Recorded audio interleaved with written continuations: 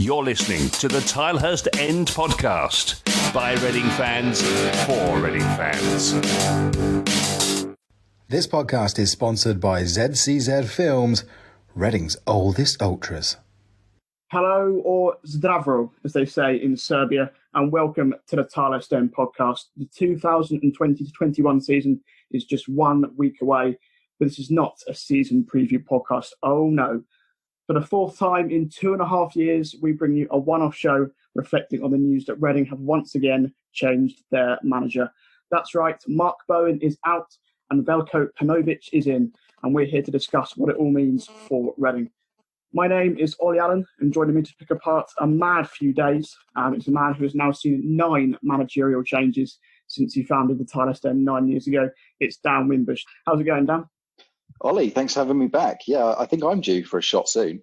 And also joining me this afternoon is assistant editor Adam Jones. How's it going, Adam? Very good, thank you. I didn't expect to be here this time last week. Let's just put it that way. No, I was looking forward to a nice week off from all things Reading Football Club in the nicest possible way until the season starts next week. But here we are after a mad week, as I say. Before we move on, as ever, thanks to our podcast sponsors, ZCZ Films. Unlike Mark Bowen, they have signed up for the new season, for which we are incredibly grateful. We're also incredibly grateful, of course, to all our Patreons who continue to generously donate every month to help the website and the podcast. If you wish to do the same, it's patreon.com/the Tilehurst End to make a pledge, and you would, of course, have our eternal thanks. Right then, where on earth to start? As I say, it's been a mad week, and it all began on Monday when the news was confirmed that Nigel Howe had left his position as the club's chief executive and been replaced by a Mr. Dai Yongge Pang. I think I'm pronouncing that correctly. Pang is a man who's known very little about, of course, but he has worked closely with Dai Yongge for a number of years, as the club statement said, and also a bit of Google digging suggested he was also on the board of KSV Roeselare, the Belgian side that Dai Yongge used to own. Adam, this came as the first surprise of the week. What for you do you think might have been behind that change? I think for me it was almost, it sort of smacks of sort of Dai Yongge simply wanting more control and sort of putting a close friend in a more official role. Well, for me, I mean, you looked on Twitter and you saw the rumours that obviously Howe and Dai Yongge had fallen out a little bit and that sort of thing. And you thought, even when Nigel Howe was appointed, that Dai Yongge and Howe were the unlikely pairing, because you had Dai Yongge ready to spend a lot of money, and you always associated Nigel Howe with that prudent kind of sensible spending. And to be honest, you know, with Howe's appointment on the EFL board, I mean, Howe looked borderline silly because of the financial issues that we've had with FFP and that sort of thing. And I just think that there's too many differences. But I think it's always good to have dissent in the boardroom and disagreements. But I just think Mr. Dai wants a man that's closer to him. I absolutely agree with you on that. I think that, definitely he wanted a guy that was definitely with him more. And I just think in the end, there was just too many differences between Howe and Mr. Dai. Yeah, we've heard rumblings sort of all summer, really, of disagreement between Howe and Dai Yongge. Nigel Howe came out in a Star meeting last month saying that fans should be prepared for player sales because the club was in cash conservation mode. I think they were battening down the hatches to try and save cash ahead of the new season. And then it comes out that Dai Yongge doesn't want to sell John Swift at all costs. So immediately from there was alarm bells ringing for me. Dan, there has been a suggestion that sort of Howe hadn't had much control for a while, which he'd supposedly become quite frustrated at. How do you look back sort of on his overall time as chief exec since he came back in December 2018, I think it was? He, of course, came back in to try and clean up that mess left by Mr. Rongole. Yeah, well, he came in as a firefighter, didn't he, really? I think the bar was set super low for him with Rongole's tenure.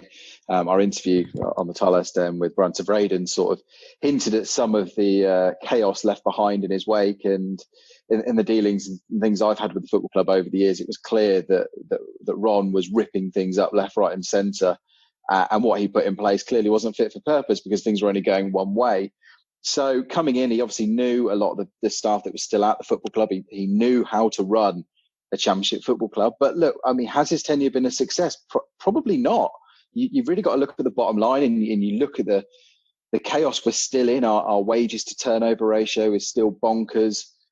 We've been, flirting with FFP regulations, and there's this clear sort of dissent between, what we should be doing and the ambitions of the owner. So I look back and I think he's done his best. He seems a fairly decent chap, but I can't sit here and say, oh God, he's an absolutely stellar chief exec that we're going to be gutted to lose, because even, I have to take it back to his first spell in charge. I mean, these sort of problems were there before Ron Gourlay took over as well. Let's not forget that, our wages to turnover were sky high. We had all the issues in the Clark reign with loanees and conflicting recruitment. So look, how much power he's had has been the key question, and only he and several very high-ranking people at the club will know. But look, he's overseen a spell that has led to several bottom half finishes since he came in and sort of really had power after Anton Zingarevic, apart from that year and a half away under Gourlay.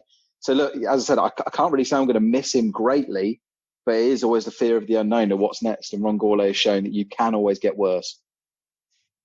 Yeah, I think the thing for me about Howe is that he knows Reading Football Club, and whether you agree with what he's done over the last few years or not, he knows the club inside out. He's a close associate of John Medeski. He knows how the club works, and bringing in Dai Yongge, who again I've got no idea who he is, so I can't speak negatively about him. But he doesn't seem to be a football person. He seems to be more of as I say, a close associate of Dai Yongge, just to give Dai Yongge more power. So how much influence Nigel Howe ever had in the last few years, again, I'm not sure we'll ever know. But it was then, Adam, on Tuesday morning that reports on Mark Bowen's future first started to emerge.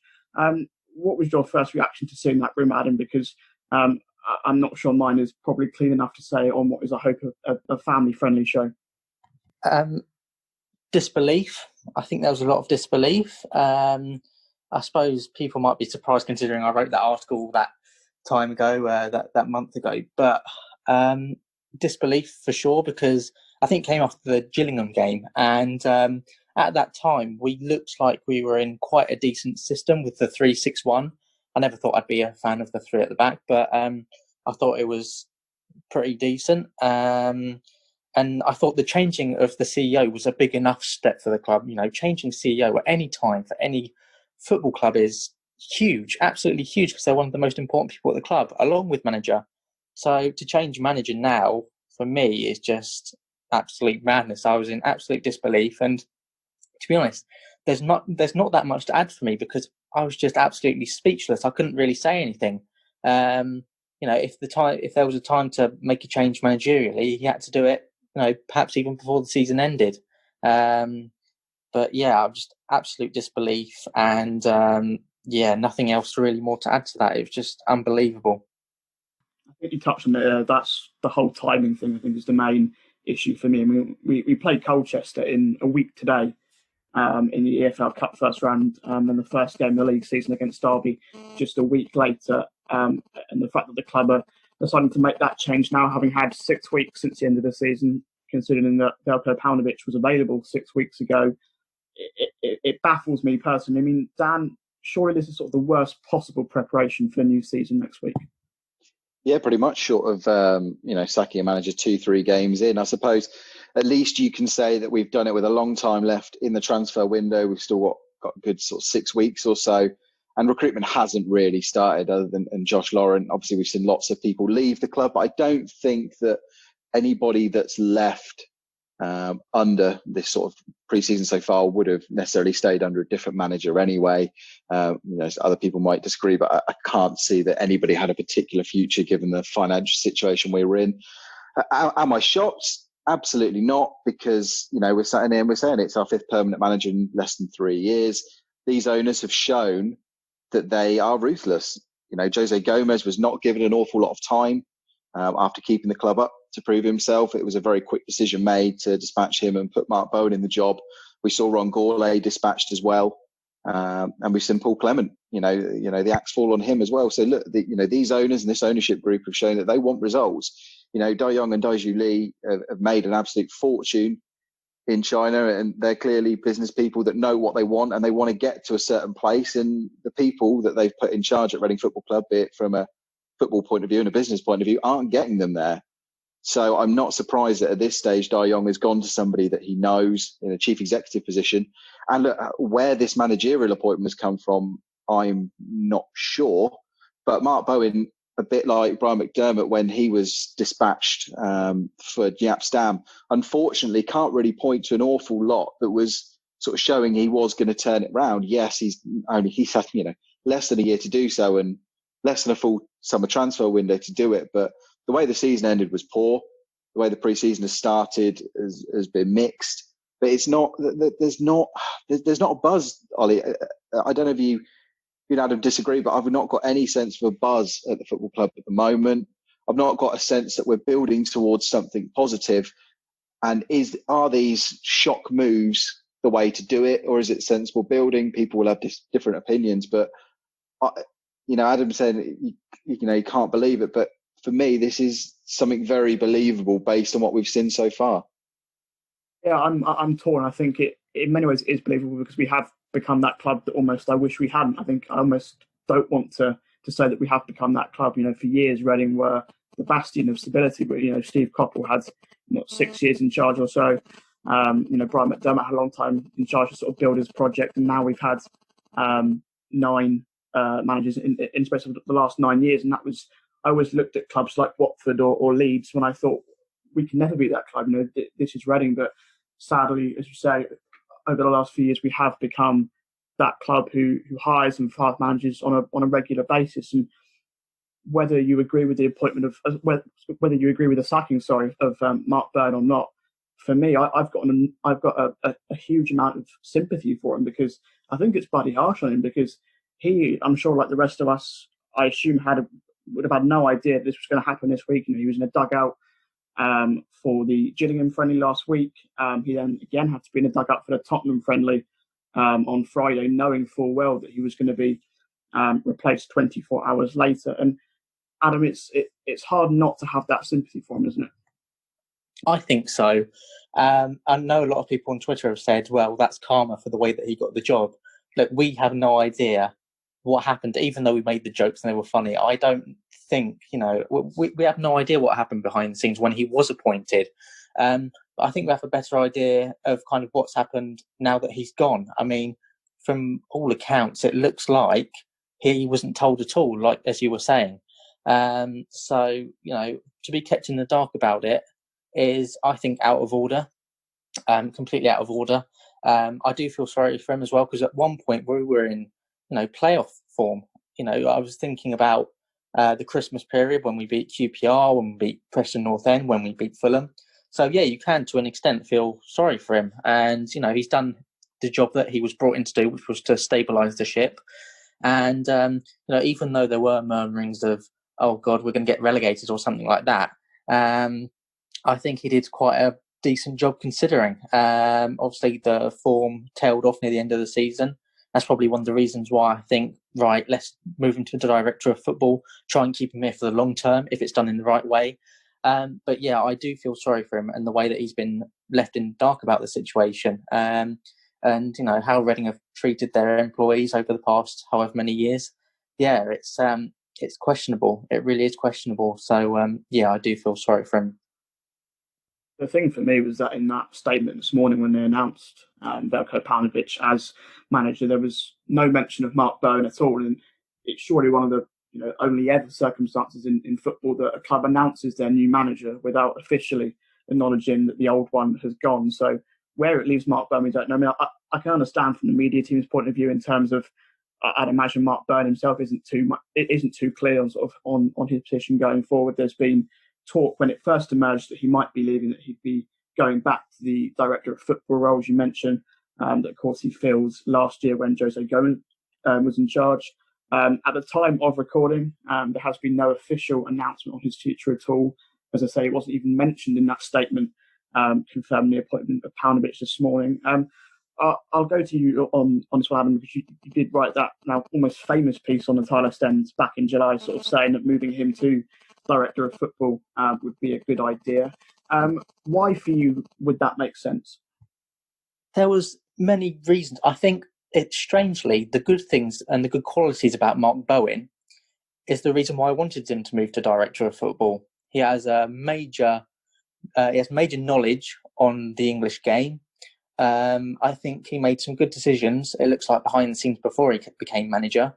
And when you look at a director of football, they're becoming just as important as a manager nowadays. How long does a manager last now? On average in the Championship, probably less than 12 months, which is shocking, really. And you compare that to a director of football who, oversees change, creates a vision for the club, makes good decisions in the boardroom. And also, you've got to remember as well that he's worked with these players. So he could make some really, really good decisions in the boardroom and support the manager. Obviously, you can question there might be a conflict of interest now and some resentment now that he's been, reportedly moved back. But I thought that he would have been a very, very good director of football. I hope he does become director of football because we need his knowledge in there. And I think, for me, he might have taken us as far as he could managerially, but in the boardroom, I think he could have been amazing, to be honest. And I hope that he does continue to be a good influence at the club. I know that, reportedly the Dais like him, and I hope that's true. And I hope that we keep hold of him and for the long term too, because he could really build something at this football club, just not managerially. He's a proper football man. I describe Mark Bowen as, clearly loves the game, clearly passionate about his work. Been in the game for 20 years managerially, and also, very good playing career before that. Adam did touch on it there, Dan, but is there sort of a opposite argument, I suppose, to all of this, that it might perhaps be best for Mark Bowen to leave the club altogether, because we understand that Mark Bowen isn't happy at all with the decision to remove his manager. Fuming was the words that Tim Della used yesterday. And Bowen declined to do any interviews after the Tottenham game, in case he said anything he might regret. I'd imagine it would be quite hard almost for sort of him to stay behind almost and watch someone else manage what is pretty much his team at the moment. Yeah, I mean, look, it depends what his own future aspirations are. Does he want to stay on the touchline? If so, is a boardroom move going to be good for him? And if he does have those aspirations, is it going to be good for Reading? Because Reading will sit there and think, okay, well, as soon as a job offer comes along, he's going to be out. So, look, I don't think it's going to work, him going back, unless he just sits there and says, right, I've had my fill of management. I actually quite fancy this sort of boardroom level role. I'm going to knuckle down and do it. But as we've said, from what Tim Della's been reporting and other sort of unsubstantiated reports, he doesn't sound very happy at this. And do you want anybody in their job that's not particularly happy and feels like they've been forced there? I don't know. Maybe, look, is this, is money a factor? The fact he was handed a big new contract, and so this might be a way to get him to constructively leave. I don't know. And then there's all sorts of legal implications with constructive dismissal and all that jazz. But no, look, I can't see it working unless this is something that he wants to do. And by all accounts, this isn't something he wants to at this stage in his career. But if I just want to touch on something that Adam said about, and you were talking about feeling sorry for Mark Bowen. I struggle to feel too sorry for him based on the lay of the land and how things look, because, we go back to those results last season and you look at that record in 2020 and it's not that good. It really isn't that good. It's the sort of form that would get a team in relegation worries, and certainly not in the playoffs. And remember when Bowen came in, he was talking about playoffs. That's what, his comments and that early form suggested that he had the players at his disposal to do it. Yes, we lost Lucas João, and that had a massive effect on the team. But he's going to be working with largely the same group of players for now. And, there's been, again, no real signs that he was getting them into, a flow. So, I struggle to feel too sorry for the bloke based on the circumstances in. Overall, it's a shame for anybody who's got a passion for a club and is clearly a decent individual and has got good qualifications to lose their position. But based on the specific situation that Reading find themselves in now, again, I don't feel too sorry for him. It no more so than I would feel sorry for, I felt sorry for Paul Clement and Jose Gomez and any of the other managers we've had in recent years. So, but yeah, to go back to the boardroom point, no, I don't see this being a good fit. unless this is something that he really wants to do, and it doesn't seem that way. You've taken me nicely on to a broader look at Mark Bowen's overall tenure. And from my personal opinion, I've always actually quite warmed to Mark Bowen. Obviously, there was the whole debacle when he took over, but I actually warmed to him quite quickly. And obviously, results helping out. He obviously won 1-0 in his first game. Matt Miazga got that 98th minute win against Preston. He got 10 points out of a possible 12 from his opening 4 games, which is more than any other manager in the last 60 years. Yes, obviously that is a small sample size, but considering that Jose Gomez has sort of left the team in the bottom 3, I think 1 point in 18 was Gomez's last 6 games.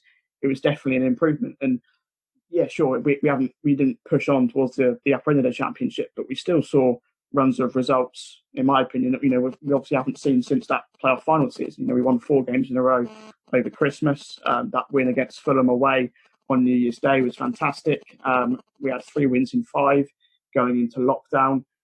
Then obviously you do come to the lockdown period, the post-lockdown period, and that's, I think, where fans perhaps start to turn against him, because I think it was 2 wins, 2 draws and 5 defeats from those 9 lockdown games. And yeah, that's obviously very underwhelming, considering that some people did have playoff aspirations going into the final 9 games. The style of play got called into question, very, very defensive-minded. That Charlton game springs to mind where we did win 1-0, but I don't think we had any shots at all beyond the 28th minute or something like that. How do you look back on his time overall, Adam? As I said, there's definitely been pros and cons. It's not been without its faults. But if you're looking at stone cold facts, results-wise, he's been Reading's best manager since Jaap Stam in 16-17. I think the main thing, and I said this on BBC Berkshire as well, we conceded, I think it was 58 goals in 46 league games. And that may seem like a high amount, but it's not a huge amount for a team that finished where we did. In fact, I think it was the second lowest number of goals conceded from any team outside the top 9 of the championship. And what he did was he came in, he tightened up the defence, which was much needed. And I hope that we keep that with the new manager, because we need to build from the back. So I hope that the new manager does ensure that we're still tight at the back.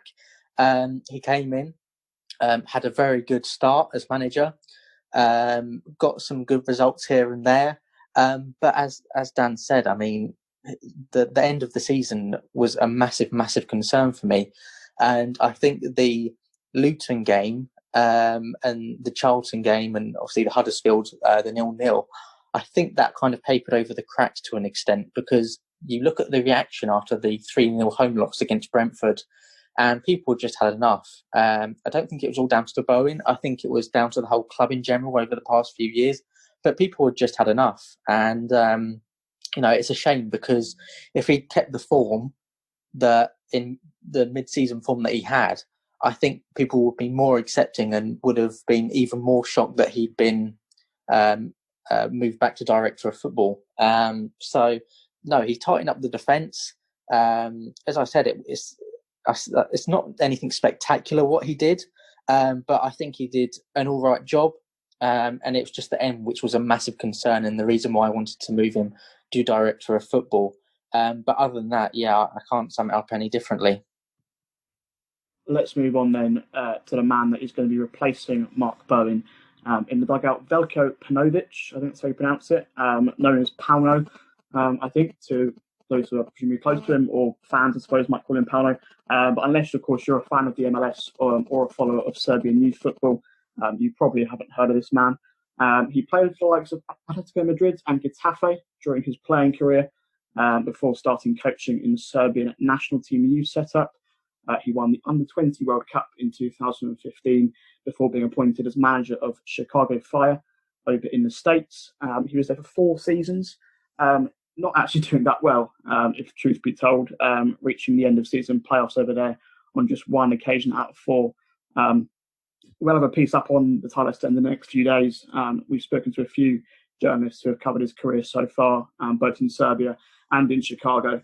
I think one journalist who reported on him in Chicago said that he oversaw one of the worst 4-year periods in Chicago Fire's history. So that's encouraging to hear. But as I say, Dan, we don't know too much about him, but what's your immediate reaction to the appointment of Pamno? Your basic reaction is who? You can't get away from that. And, if any Reading fan is going to sit here and honestly say that this guy was on their radar, credit to you. You obviously follow football far, far closer than the vast majority of people. But you look at his CV, and his CV isn't too bad. I mean, anybody that leads their country to a World Cup win, okay, it's under 20 level. That's a massive achievement. The teams they beat to get there, I think they beat Brazil in the final, didn't they, to win it? So he's clearly got something. Okay, it's, a lot of it is to do with the players you have at your disposal, but this guy's clearly got something. And I'm always wary of looking at pedigrees of managers, because Reading's most successful managers, you look at Brian McDermott, what was his managerial experience? Reading's under 21s and, the reserves as it was then, and Slough Town, took us up, got us to a playoff final, FA Cup quarterfinals. Steve Coppell obviously had that pedigree, but Alan Pardew before him, nothing really. Mark McGee going back further than that, nothing really. So it doesn't necessarily preclude you from having success, the fact that you've got a CV that people are scratching their heads going, oh, well, he hasn't done anything, he doesn't know the championship. Mark McGee had never played in, I don't think he'd ever played in the third tier of English football when he came in at Reading. And okay, it's 25 years ago, but the success he had, and Alan Pardew, the same, okay, he'd been around the club a little bit, and the same with Brian McDermott. So, yeah, I'm not going to sit here and go, just because he's got no CV and he's never managed in England, that he's going to be an automatic flop. But, those people talk about those, call them cliches or whatnot for a reason, because generally it's very hard for a manager to come into English football and have immediate success. It has been done. You look at Nuno Espirito Santo at Wolves, he was given the tools to do the job and he's absolutely flown with it. So let's hope it's that kind of scenario, but it's all going to boil down to the players he's got at his disposal, Ollie, because do I think he's necessarily going to turn this squad of players he's got at his disposal that played at Tottenham yesterday into a top six side? I would really struggle to see that. But if he's given sort of 5 or 6 top quality players and he can find a way to gel those players together, I said he's got the coaching pedigree and he seems to have that background to be able to get something out of a squad. So that's going to be the X factor, and I'm happy to sort of hold fire on making too many judgments until then. Yeah, you mentioned Nuno. I mean, even with him, the Wolves brought in the likes of Ruben Neves and Diogo Jota as well. So he certainly has the tools at his disposal. Again, yeah, I don't really buy the argument that just because you've never managed in England before, you're going to be a failure. It certainly helps, of course it does. And for sure, I'd prefer someone like Eddie Howe or Chris Hughton, but realistically, those two managers are way out of Reading's, perhaps not price range, but I don't think either of those two would have wanted to come to Reading. We aren't a particularly exciting proposition for any new manager, perhaps lured by the prospect of a big transfer budget, but in terms of status at the moment, we're not a club where managers like that want to come. Someone that I'd perhaps compare him to is maybe someone like Steve Cooper, Swansea's manager, obviously, who won the Under-17 World Cup with England in 2017.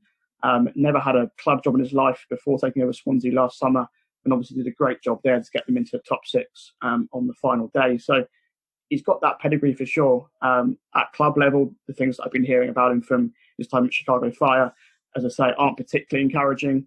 But I think the background sort of behind the scenes is very different over in MLS. There's a lot. If I can just jump in, I think the thing that Reading fans, I think everybody needs to sort of look at based on what we've seen now for the past few years is we're getting away from a manager now.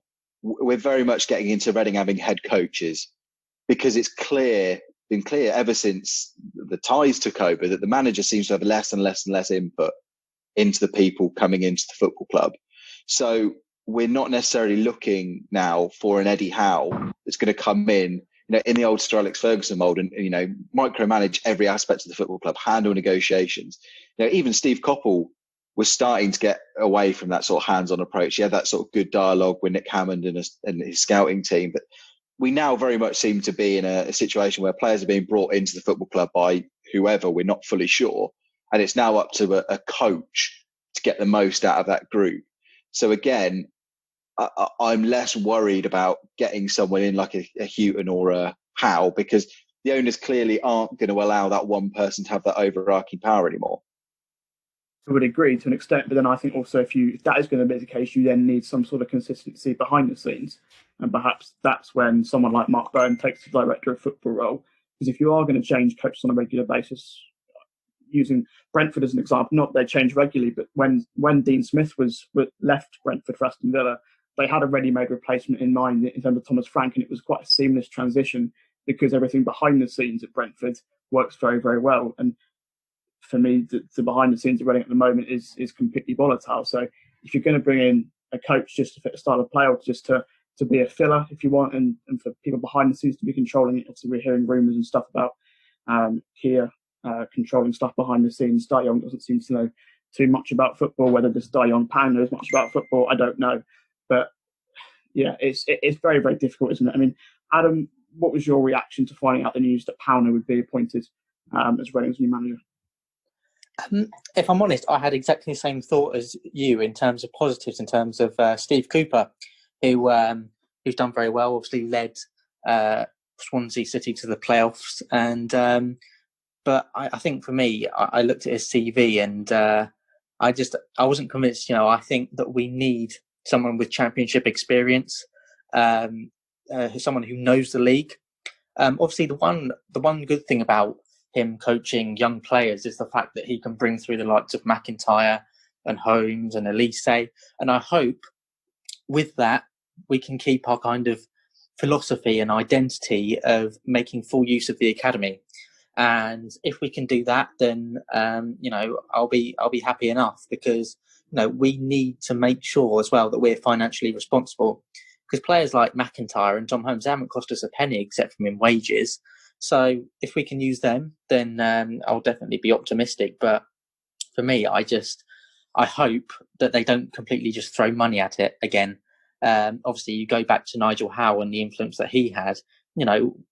If Howe had any real influence, I don't think George Puskas would have signed last summer.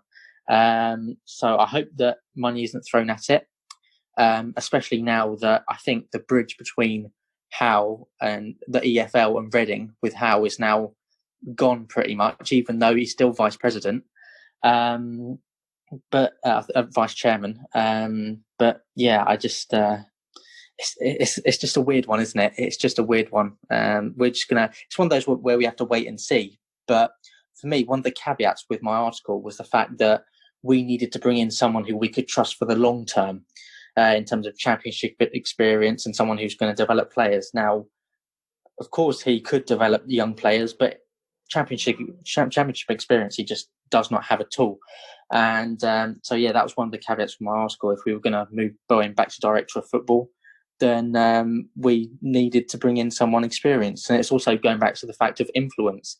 I mean, Kia Jorabchan, I'm not sure how much influence he has, but I'm not overly upset if the new manager doesn't have too much influence or control, too much control, because I think it'll be left now to Mark Bowen to build a vision for the club. I hope that's what needs to happen. Otherwise, we could really go down the pan. They do go and check out that piece on the Tilehurst End. It's not up just yet as we record. It should be up in the next couple of days.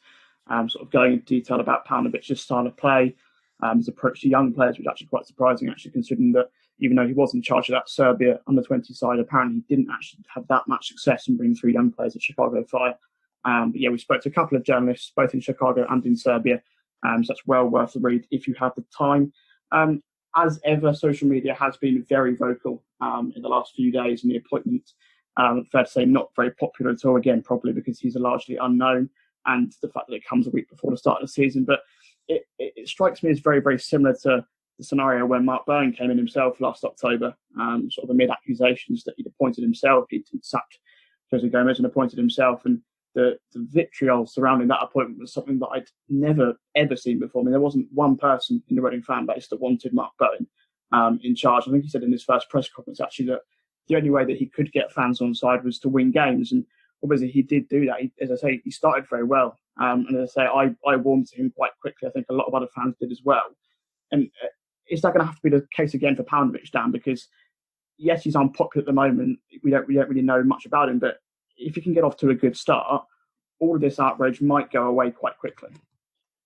Yeah, I mean, look, again, he's got the advantage of coming in right in the middle of a transfer window when the club can make big signings, and you can't underestimate the fact that has, if Reading bring in 4 or 5 relatively big or exciting names, suddenly his appointment becomes a sideshow to seeing how these new players get on.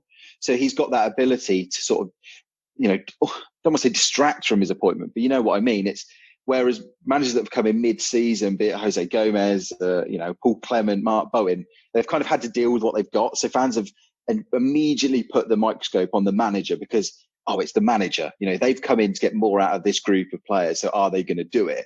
Whereas, Paunović comes in and gets, the benefit of having, however many new signings to play with. And if he doesn't get those signings, then again, the spotlight will turn away from him and it'll be on the board. It'll be, why haven't you got in these new signings? So it's a great time for him to come in. And I think he will get that leeway. He's not got any of that baggage that Bowen had with the, did he appoint himself sort of memes and things that were going around. And, he's not got that sort of negative stigma of failure that Paul Clement had before him, or the complete unknown. I think this guy's more known than Jose Gomez. He's got a better CV as well.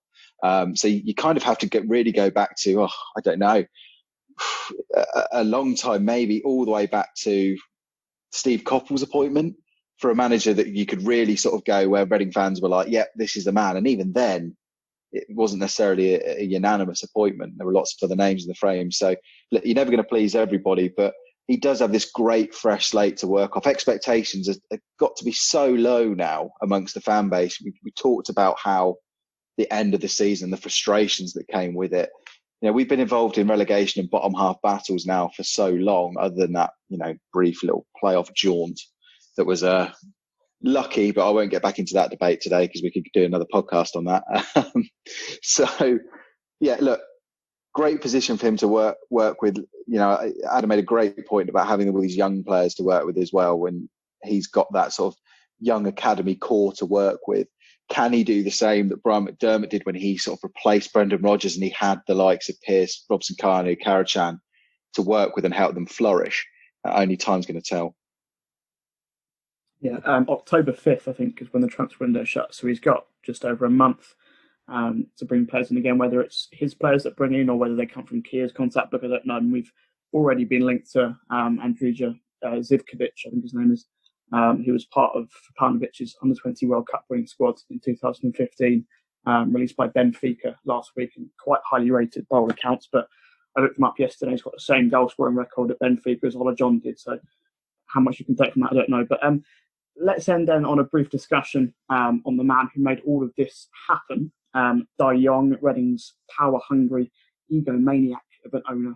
What have we learned about him over the last few days, Adam? Because Ben Thomas wrote a piece for Tilehurst this morning where he discussed sort of how there was very little reasoning sort of behind his decision to change managers and sort of how that might be the most baffling part of the whole thing. But have we got any sort of clear indication of what the hell Dai Yongge's plan actually is, Adam? I think in the past it was very short-termist. With all the signings that we made in 2017-18 after the playoff final, we made a huge amount of signings, inflated our wage bill. And, even last summer, it felt like we were going for a promotion at that point with Puskas and Zhao and those sort of players. I hope now, I'm looking at it as positively as I possibly can, with Mark Bowen perhaps moving to director of football, and then we've got the new manager who could perhaps come in and work with new players. But now he has to build a structure, I think, in terms of a scouting network and that sort of thing, because I don't think we can have a bit of Kid Jorab-Chan, but I don't think we can have a lot of him. He's like confectionery, we can have a little bit, but don't have too much of it. Don't indulge too much. Otherwise, you could be in a bit of trouble. But I think we will learn more about him, about the owner, over the next couple of months, as opposed to just over the last few days. Because it could be seen in many different ways. The departure of Bowen from manager, it could be seen as short-termist. It could be seen as a long-term aim or a long-term vision. I think the key thing that will play a part in this is the signings that we make. If Dai Yongge throws however many million at it and gets in 8 or 9 players or whatever it is, then you can say, right, this guy is definitely short-termist and he hasn't learned. But if he does become financially responsible, more financially responsible, then we can look back on him in a better light. Obviously, the Josh Lawrence signing was very good, but we've got to continue on that sort of path, even if FFP is frozen. Because you look at transfer fees in terms of FFP, but look at the wage bill as well. I think it was someone brought out something about £40 million in outgoings at one point, and only £18 million in incomings. Now that's a job for the new CEO to fix in terms of the incomings. I hope that he decides to do that. And I hope that the releases as well in the summer with, Blackett and Obita and, all the other players, I hope that that's made the wage bill go down quite drastically. But I think we're going to have to judge his signings in terms of having a view on this decision. And I just think that if he does continue to be financially responsible, then this could be seen as a long-term vision. But we need him now to step up to the plate and to make the right decisions, because some of the decisions over the past few years have just been shambolic, really. Clearly, Dan, he's an owner with a lot of money, a man who is desperate to play Premier League football. As Adam mentioned, there are rumours murmuring that the EFL might freeze their profit and sustainability guidelines for the new season. Again, there's been nothing official on that, but potentially, if that does happen, it might encourage Dai Yongge to spend that bit more than he would have otherwise to try and get to the Premier League, and it may well end up being promotion or bust. Yeah, I was going to say, power hungry and egomaniac. You're not going to be on his Christmas list, Ollie. I'm not sure I want to be, in fairness, but if you don't know. If you could chuck TT a couple of million, I mean, that would be very nice. But I was going to say, what's he worth? $700 billion, isn't he, or something like that? I was going to say, I wouldn't mind being on that Christmas list. I imagine instead of getting like a Matchbox Ferrari, you might get an actual one. But no, look, in all seriousness, I think again. Yes, Reading have had the Reading way was very successful, and we look back on that very fondly. The success we had under Alan Pardew, Steve Copeland, then Brian McDermott was fantastic. But let's not forget that, again, you cast your minds back a little bit deeper. And so John Medeski didn't necessarily always have the smoothest of rides. If you look at the sort of time after Mark McGee left, you had Jimmy Quinn and Mick Gooding in for a couple of seasons. Then Terry Bullivant had a season. Tommy Burns had a disastrous season and a half. And then we had to turn to Alan Pardew. So we have been through these little spells before where the football club is trying to find its way. I don't think it's necessarily always fair to look at the owner and go, okay, well, they're making too many changes. He's a businessman. He's a very successful businessman. He's obviously had a way of getting that success. So yes, he doesn't know football, and football works in a different way to the business world, but he's clearly not getting what he wants out of the people that are running his football club. And he's making these decisions and trying to find the right formula. And it's going to take time for him to get that right. And that's the optimistic view, and the one that I'm trying to cling to the positivity around this and not get myself too bogged down in everything that has gone wrong before, and, where, the worst case scenarios. I'm trying to look at the positives here. And the positives are, as you say, this guy's got a lot of money, and he's putting a lot of money into Reading Football Club. We've seen the move to the new training ground happen. We were worried before that might not even happen at all. And we've seen it happening. We've seen the club not go into administration and go bust. Not go bust. I was going to say Wigan, they haven't gone bust, but the problems that they've had. We've not had that yet. Yes, we've been flirting with FFP, but in a weird way, the fact that we're so flirting with FFP rules is actually a sign of an owner that is committed, because he's clearly been pushing to the very limits the amount of money he's allowed to put in. And I do feel sorry for owners like him, who clearly want to support the football club, but FFP rules, such as they are at the moment, limit how much you can. And again, it's probably a whole nother podcast to talk about FFP rules. But back in the day, a Jack Walker at Blackburn was allowed to just chuck the money in. And as long as he was happy to underwrite losses, Dave Whelan at Wigan, as long as they were happy to underwrite those losses, no harm, no foul. That whole FFP thing was brought in to prevent the Anton Zingarovic situation, where someone that didn't have any money at all would then leverage loans against the football club and then leave them in all sorts of trouble. This doesn't, and I'm touching every piece of wood I can find here, that doesn't seem to be the case with this owner.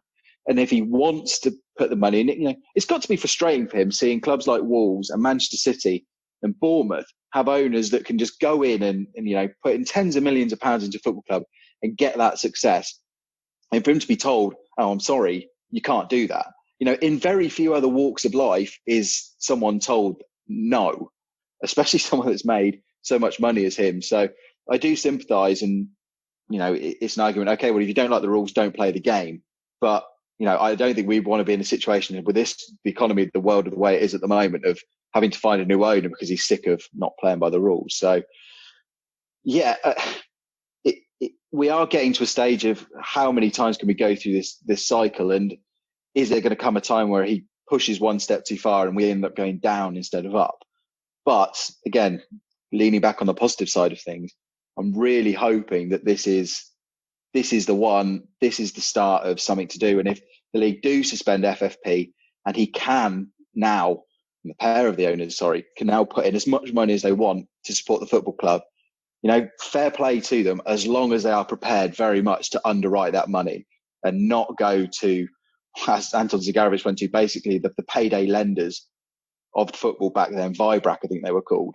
That is not happening at the moment. If it's his own money, he's happy to spend it, and he wants to go and buy £100 million worth of players, and the league rules allow it for a season, go for it. That's your money, do it. And until one of us or another Reading Football Club fan or someone that thinks they can do better can go to the football club with an offer to buy it, we're just going to have to strap in and see where the ride takes us. Yeah, I think if he was our owner 10 years ago, then he must be a perfect owner, because without those FFP guidelines, that's the way that Abramovich built up Chelsea, in the way that City got all their millions and stuff like that. So, yeah, he's obviously consigned to these regulations. My worry is that if it doesn't work out for him this time around, does he get bored? I don't know. We spoke to Brian Teverden about the owners. He'd obviously worked very closely with them, both at Reading and at Kersley Roger on the podcast a couple of weeks ago. And he did say, if anything, they are good people, that they want success for Reading. My cynicism might say that they want success for themselves more than anything. I think for me, I see a lot of these sort of owners as, they like having football clubs as a sign of their wealth, something to show off, which, might well be true. But ultimately, he's paid the money to the football club. You say he saved the club, really. Well, not saved the club, but, the Thai owners, weren't willing to invest much more money. He's come in, spent, as I say, a fair amount, all credit to him. Ultimately, it's his club. He can do what he wants with it. But that in itself, almost scares me. But whatever happens, it certainly won't be dull. That brings to an end this podcast reflecting on one of the maddest weeks in Reading's recent history. Thank you very much for tuning in and joining us. Adam and Dan, thank you very much for popping on, as always. No worries. More than welcome. Thanks for having me. The players are now out in Portugal, meeting Veljko Paunović. They'll play a friendly, I believe, out there before coming back to the UK ahead of next weekend's EFL Cup game against Colchester United. And then the league season gets underway. And if the last few days are anything to go by, it's going to be one hell of a roller coaster. Come on, you R's. For all the latest Reading news, analysis and opinion, visit the website at thetilehurstend.com. This podcast is sponsored by ZCZ Films, Reading's oldest ultras.